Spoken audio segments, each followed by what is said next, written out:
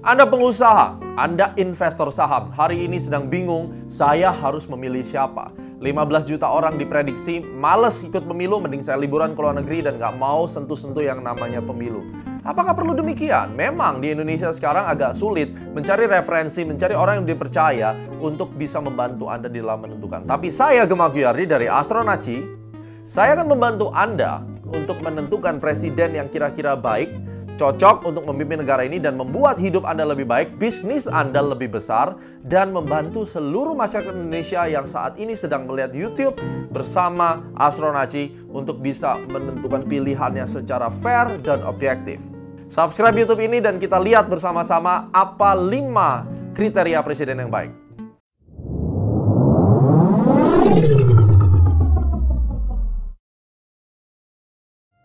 Oke guys, langsung saja ada 5 hal yang saya sudah persiapkan bagaimana cara memilih presiden yang baik untuk kedepannya. Antara Jokowi atau Prabowo, ini merupakan duel sengit dan bagi saya tidak peduli siapapun yang jadi presiden ya. Dan saya tidak memihak siapapun, at least hari ini, kalau nanti urusan di bilik pemilu, rahasia.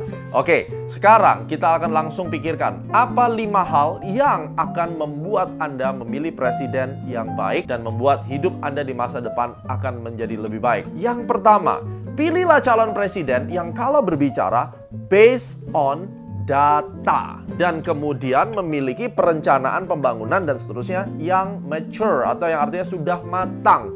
Jadi nomor 1, presiden yang kalau ngomong selalu memberikan data dan kemudian sudah matang. Terlepas dari data tersebut nanti pada akhirnya benar atau salah, tapi setidaknya pada saat presiden itu sudah memberikan di dalam debat presidennya, seperti kita sudah lihat debat sampai tahap keempat kemarin, dia berani secara spesifik dan dia hafal angkanya, dia mempelajari, dia menguasai materinya. Itu menunjukkan bahwa calon presiden tersebut tidak mendapat bisik-bisik hanya dari staf ahlinya yang jelas nggak tahu siapa. Jadi ini kita sampaikan sekali lagi, ini tidak peduli variabelnya apakah dia sudah pernah jadi presiden atau tidak jadi presiden. Kita tidak bisa berkata bahwa Prabowo tidak pernah jadi presiden lantas bisa lebih jelek daripada Pak Jokowi. Tidak.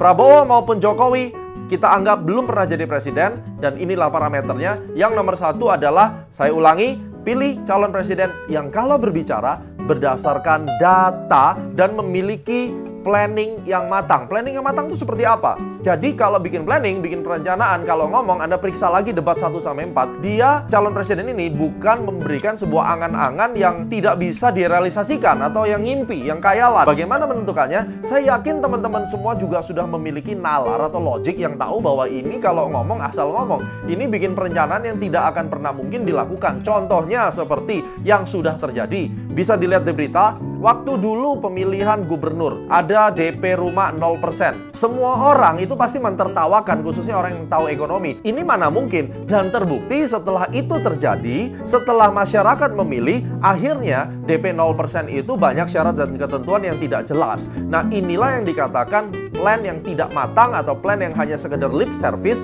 Kita putus di situ, kita pilih presiden yang realistis, calon presiden yang realistis yang memiliki mature plan yang lebih matang dan berbicara sesuai dengan data. Itu nomor 1 guys. Nomor 2, pilihlah calon presiden yang dikelilingi para akademisi dan orang-orang yang cinta negara. Kita tidak tahu siapa yang akan menjadi kabinet dari calon 2 presiden ini. Tetapi pilihlah presiden yang mengutamakan orang-orang, satu, cinta negara, karena kalau dia cinta negara dia tidak akan melakukan korupsi. Kedua, dia memiliki satu konsep kerja yang sangat jelas. Dan kemudian dia memiliki konsep teori yang jelas. Jadi dia bukan orang yang sekolah asal-asalan, dia juga bukan profesor yang keblinger. Ya, kalau misalnya di dalam salah satu tim presiden tersebut ada profesor tetapi keblinger, yang sok kepinteran, tetapi ngomongnya sudah tidak sesuai dengan nilai-nilai akademisi, lupakan. Pastikan orang-orang di belakang presiden tersebut adalah orang yang memiliki proficiency, kualifikasi yang baik. Mereka adalah orang-orang kalau bicara berdasarkan data dan bukan hanya sekedar fitnah dan seterusnya.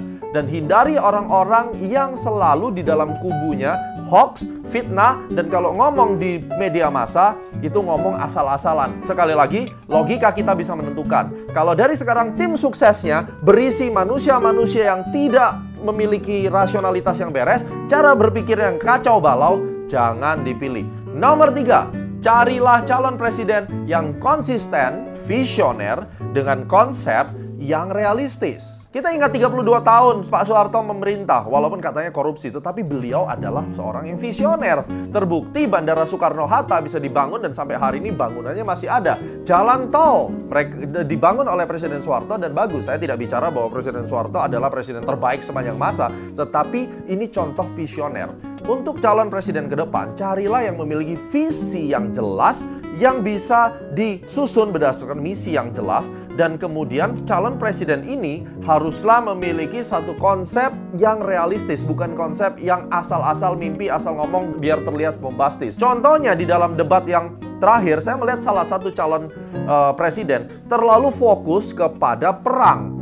Ya, terlalu fokus pada perang, yang mana menurut saya itu tidak realistis, karena di zaman sekarang ini adalah zaman perang ekonomi, bukan perang pukul-pukulan. Ya, memang kalau zaman dulu mungkin ada perang serang-serangan tahun 70-an, tetapi di sini salah satu contoh bahwa realistis itu menunjukkan bahwa Anda jangan berpikir bahwa sekarang ini perang, kita berbicara tentang perang pukul-pukulan, tembak-tembakan, perang nuklir. Dan kalaupun ada perang nuklir, Indonesia nggak bakal diserang, yang perang Amerika sama Rusia.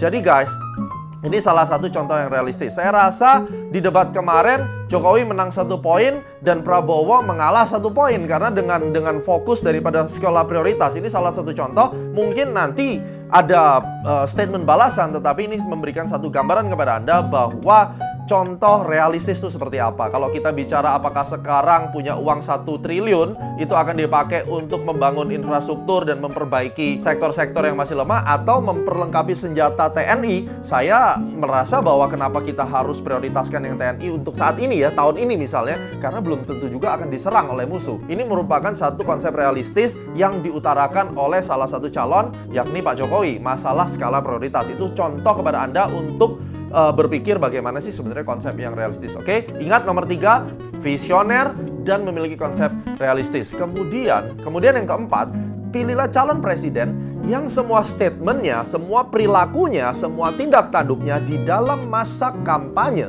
Ini kuncinya. Di dalam masa kampanye, dia bisa diterima secara nalar umum, secara common sense. Perilakunya, statementnya, gerak-geriknya, program-programnya, itu bisa dilihat secara nalar dan diterima secara norma-norma yang ada. Anda sudah melihat masa kampanye di media massa, Anda bisa merenungkan, melihat kembali berita-berita yang lalu. Siapa antara Jokowi dan Prabowo yang perilakunya daripada diri sendiri maupun kampanye timnya itu bisa diterima dengan nalar? Silakan Anda pilih. Ini sekali lagi bisa Prabowo, bisa Jokowi, tapi hati nurani Anda yang menjawab. Yang terakhir, presiden yang akan memimpin Indonesia untuk 5-10 tahun ke depan dengan adanya era globalisasi, dengan adanya ekonomi yang semakin maju dan menuju industri 4.0. Oke, 4.0 karena kita fokus di sini, kita tidak hidup di dalam 300 tahun ke depan.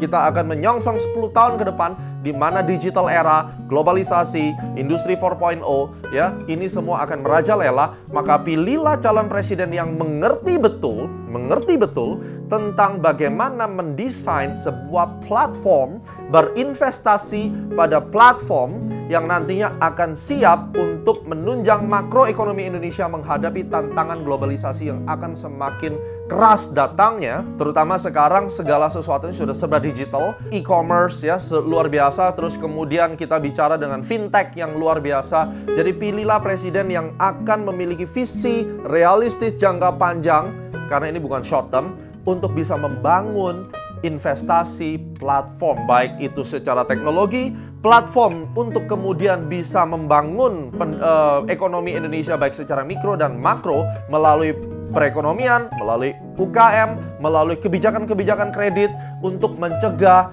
6 indikator ekonomi utama, mencegah terjadinya inflasi yang berlebihan, mencegah terjadinya current account deficit, ya, mencegah terjadinya kenaikan suku bunga yang terlalu tinggi karena harus mengikuti Amerika yang saat ini sedang kuat, ya, harus mencegah faktor-faktor di mana Indonesia produktivitasnya mungkin akan semakin menurun karena sumber daya, kualitas dari sumber daya manusia yang menurun.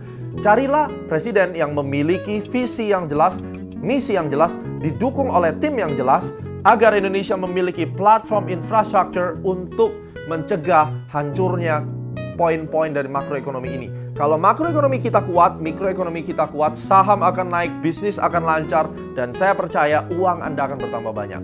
Ini adalah 5 faktor penting yang kunci utama di nomor 5 kalau salah pilih presiden yang tidak tahu menau tentang kemajuan ekonomi di era globalisasi dan digitalisasi ini, presiden yang justru gagap teknologi bahkan tidak mengetahui dengan jelas apa itu konsep dari financial technology yang akan terus datang dengan luar biasa, maka kebijakannya, uang dari APBN akan dialihkan untuk hal-hal yang tidak optimal, tidak efektif, yang akhirnya sama sekali tidak membantu pertumbuhan daripada GDP growth. Terutama kalau presiden ini fokusnya mungkin cuma untuk hal-hal yang kepentingan antek-anteknya, apalagi ini belum termasuk korupsi-korupsinya. Kita tidak berbicara tentang siapa yang korupsi, siapa yang tidak.